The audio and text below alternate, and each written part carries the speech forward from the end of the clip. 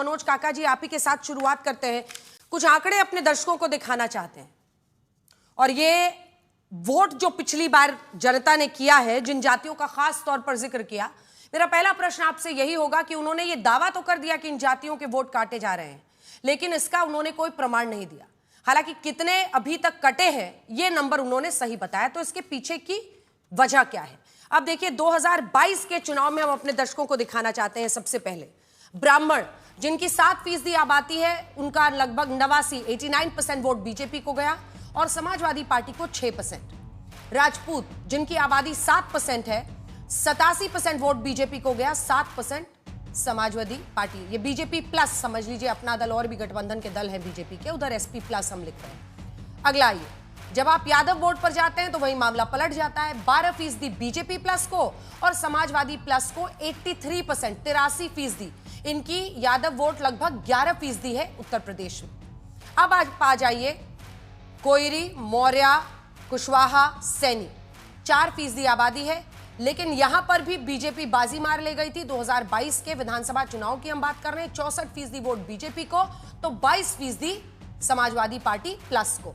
वहीं जब आप केवट की बात करते हैं, केवट, कश्यप, मल्लाह, निषाद, जिनकी 4% आबादी है, उनका भी 63% वोट जाता है बीजेपी प्लस को और 26% समाजवादी पार्टी प्लस को। ये लोक नीति CSDS के आंकड़े हैं जो हम आपको दिखा रहे हैं। अब इसके बाद फटाफट 2024 के भी नंबर्स बता देते हैं, जिसके बाद ही चर्चा की शुरुआत करेंगे, क्योंकि जब आप 2024 में भी देखते हैं, जब समाजवादी पार्टी की परफॉर्मेंस अच्छी खासी थी, बड़ी टक्कर उन्होंने बीजेपी को दी, तब सवर्ण का 16% वोट इंडिया गठबंधन को, यानी समाजवादी पार्टी कांग्रेस के अलायंस को, तो 79% वोट एनडीए को। यादव वोट में फिर मामला पलट जाता है, 82% वोट जाता है इंडिया गठबंधन को और 15% एनडीए को। फिर आ जाइए कुर्मी, कोयरी, क्योंकि जिन जातियों का अखिलेश यादव ने नाम लिया है उसके पीछे की क्या गणित है, क्योंकि अगर 61% कुर्मी कोयरी भी एनडीए को दे रहे हैं, तो क्या इस वजह से आज अखिलेश यादव ने नाम लिया, क्योंकि पिछली बार 34% नहीं दिया इंडिया गठबंधन को। फिर अन्य ओबीसी पे आइए, 59% जाता है एनडीए को और 34% इंडिया गठबंधन को जाता है। फिर आ जाइए जाटव वोट पर, जिसमें मामला दोनों का बटा हुआ है, क्योंकि वो वोट इंटैक्ट मायावती का रह जाता है। मायावती का ना इंडिया गठबंधन में था ना उनका एनडीए में था, इसीलिए 25% इंडिया गठबंधन को, 24% एनडीए को। वहीं गैर जाटव जो वोट है उसमें इंडिया गठबंधन बाजी मार ले गई, 56% वोट उनको और 29% एनडीए को गया। यही वजह है क्या? और चूंकि आप प्रेम शुक्ला जी जुड़ तो गए हैं, लेकिन पहले मनोज काका जी से मैं सवाल कर लेती हूं, क्योंकि पहले उन्हीं को दिखाते हुए आंकड़े हमने किए कि देखिए, योगी जी का वोट डिपेंड करता है इस बात पर कि वो हिंदुओं को कितना एकजुट करते हैं, और आपका वोट इस बात पर डिपेंड करता है कि आप जातियों का कितना जिक्र करते हैं। क्या ये बात सही नहीं है? आखिर किस प्रमाण पर पीडीए के वोट ही कट रहे हैं, कहा आपके नेता अखिलेश यादव ने? मनोज जी।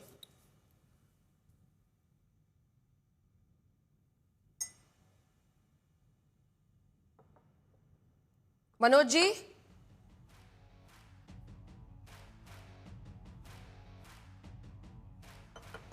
अब इसमें कोई साजिश नहीं है। मनोज जी की आवाज ठीक है, फोन पर आपकी आवाज अगर आ रही हो, आवाज आ रही है, आपका वीडियो कट गया है, ऑडियो तो सुनाई दे रहा होगा ना मनोज जी? मनोज जी, मेरी आवाज आ रही है? हाँ आ रही है, बोलिए बोलिए। आपको पत्रकार के तौर पर पूरा सवाल करने की पूरी स्वतंत्रता। आप भी आपने, हम चाहते हैं कि जाति का विमर्श ज्यादा हो, हम जाति के विमर्श। आपकी आवाज क्लियर नहीं आ रही है, एक बार फिर से उनको रिकनेक्ट कर, आपको फिर से रिकनेक्ट कर रहे हैं मनोज जी, फोन पर आवाज ठीक नहीं आ रही है। आप ये सवाल का जवाब आप बाद में दीजिएगा। प्रेम शुक्ला जी, अखिलेश यादव ये गिना रहे हैं और वो कह रहे हैं कि पीडीए के ही वोट कट रहे हैं, इसका जवाब दीजिए। जी, निराधार आरोपों के अतिरिक्त अब श्रीमान अखिलेश यादव और विपक्ष के पास राजनीति का कोई मुद्दा शेष बचा नहीं है। ऐसे में एक और जो है बिना किसी बेसिर पैर की का आरोप लगाने का उन्होंने काम किया हुआ है। श्रीमान अखिलेश यादव पीडीए के लोगों को वोट कट रहे हैं, कृपा करके फॉर्म 7 में किसी की जाति देखकर फॉर्म 7 से किसी को वोट कटाए, इसके प्रमाण कहाँ हैं? उनके वो जो कुछ सोशल मीडिया पर पोस्ट कर रहे हैं वो जातियों के नाम एक सिरे से पोस्ट कर दे रहे हैं। लेकिन इसका कोई प्रमाण उन्होंने प्रस्तुत किया है क्या कि फला जाति के लोग फला गांव में फला मोहल्ले में रहते थे और उसमें जो है अगड़ी जाति के लोगों के सारे वोट शेष हैं और जो पिछड़ी जाति के लोग हैं वो वहां पर रहते हैं, वो वहां के निवासी हैं, बावजूद इसके उनके वोट कट गए। इसका एक भी प्रमाण श्रीमान अखिलेश यादव ने ठीक है किसी के साथ साझा किया हो तो सामने लाया जाए। ठीक है, मनोज जी जुड़ गए हैं। आप प्रेम शुक्ला जी ठीक है, वैलिड पॉइंट है आपका। यही सवाल भी मैंने मनोज जी से पूछा था, तो मनोज जी अब जुड़ गए हैं। अब मनोज जी आवाज आ रही है ना? हाँ जी बिल्कुल, आप सुन पा रहे हैं? अब बोलिए, अब क्या प्रमाण है कि पीडीए के वोट कट रहे हैं?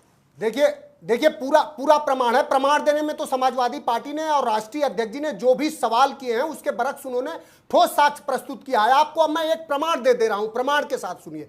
विधानसभा संख्या 381, सकलडीहा, बूथ संख्या 176, 177, बीएलओ का नाम अंजना यादव रेखा, और वहां पर 7 वोट, एक बूथ पर 176 पर 7 और 177 पर 27, और सारे के सारे मुस्लिम, कुशवाहा और दलित समाज के लोग हैं और सब के सब जिंदा हैं और उनके डिलीशन का नाम आया। ये आपको मैं बूथ बता रहा हूं। दूसरा मैं आपको बूथ बता दूं, लखनऊ के सरोजनी नगर विधानसभा का एक बूथ है चिल्लावा, वहां पर आपके संस्थान के और सारे संस्थानों के लोग भी गए थे। 200 लोगों के डिलीशन का फॉर्म भरा गया था और वो 200 लोगों का भरने वाले व्यक्ति के पास जब पत्रकार गए, जब जनवादी पत्रकार सब लोग जब गए, चूंकि पत्रकारों की भी जिम्मेदारी है, तो उस व्यक्ति ने, दशरथ ने कहा कि हमने कोई फॉर्म नहीं भरा है। हम यही जानना चाह रहे हैं कि जो इलेक्शन कमीशन डेटा दे रहा है कि 1,28,659 लोगों फॉर्म आया है डिलीशन का, हम ये जानना चाह रहे हैं कि ये आवेदक कौन है इसमें, यही हम जानना चाह रहे हैं। और इसमें क्या गलती बात है? जब अगर देश का निर्वाचन आयोग सभी राजनीतिक दलों के लिए है, वो कोई भारतीय जनता पार्टी का दफ्तर तो है। तो ये प्रमाण आपने कितने वोटों के लिए दिया? तो बीजेपी का झंडा लगा। मिस्टर काका, आपने ये प्रमाण कितने वोटों के लिए दिया है जी?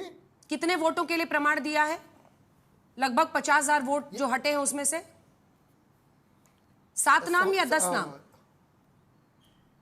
नहीं, हमने जो आरोप लगाए हैं, हमारी तरफ से डिलीशन का सिर्फ 47 फॉर्म भरा गया है और ये 1,28,659 कहां से आया, ये मैं जानना चाह रहा हूं। ठीक है, चलिए जवाब दीजिए। प्रेम शुक्ला, बूथ का बताया, वहां लोग जिंदा हैं। प्रेम शुक्ला जी, यहाँ विधानसभा का बूथ संख्या इस आरोप को आपको फैक्ट्स के साथ ही काउंटर करना होगा, क्योंकि वो फैक्ट्स के साथ बैठे हैं। सुनिए मेरी बात सुनिए, पिछले चुनाव में लोकसभा में संविधान बदल देंगे, आरक्षण खत्म कर देंगे, संविधान बदलने वाले हैं, ये इसने आपको बहुत भारी नुकसान पहुंचाया था और यहां पर एक क्लियर स्ट्रैटेजी दिख रही है। आपके पास फैक्चुअल काउंटर क्या है?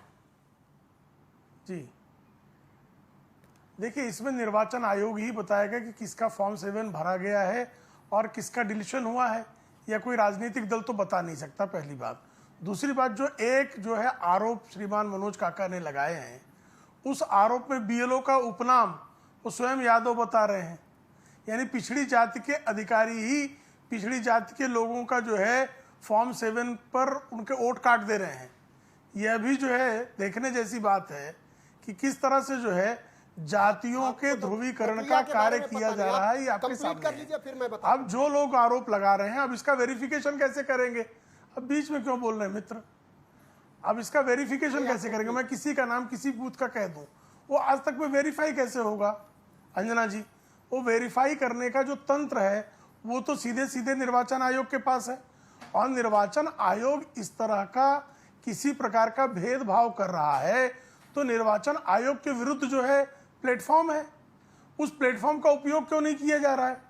क्या उसके इनके अंदर जो है ऐसा क्या भय है कि अगर निर्वाचन आयोग भेदभावपूर्ण किसी प्रकार का, जैसे एसआईआर की बात निकली बिहार में, तो सारे लोग सुप्रीम कोर्ट तक गए ना। अगर किसी प्रकार का भेदभाव निर्वाचन आयोग जानबूझकर कर रहा है तो उसके खिलाफ हमारी संवैधानिक लोकतांत्रिक व्यवस्था में बाकायदा फोरम है। उस फोरम का उपयोग न करके बल्कि इस तरह की अफवाहें फैलाकर आप जातियों में विद्वेष फैलाने का जो काम कर रहे हैं, वो चाहते हैं कि हिंदू समाज जातियों में खंडित हो और एक जो है मजहब विशेष के लोगों का वोट एकमुश्त लेकर जो है भारतीय जनता पार्टी जो सबका साथ सबका विकास की बात करती है, उसके लक्ष्य को किसी तरह से जो है धराशायी करने के लिए जाति विभाजन और विद्वेष फैलाया जाए, वो फैला रहे हैं, ये उनका लक्ष्य है।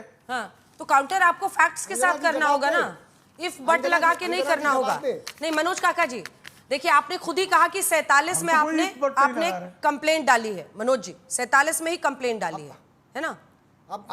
अब आप जवाब ले लीजिए। अब जवाब देखिए, उपनाम से कितना, साथी को प्रक्रिया का ही पता नहीं।